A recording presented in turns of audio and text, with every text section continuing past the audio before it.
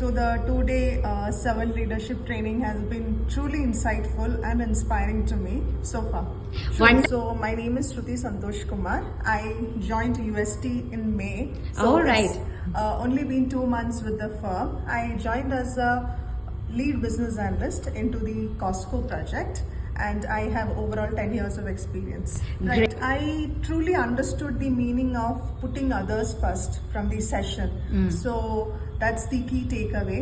What are you I am planning to instill all these learnings from these 2 days of servant leadership with my daily routine with my team. So we are working on a modernization project. So the servant leadership training will be a huge impact, will make a huge impact in my project as well as with my team members.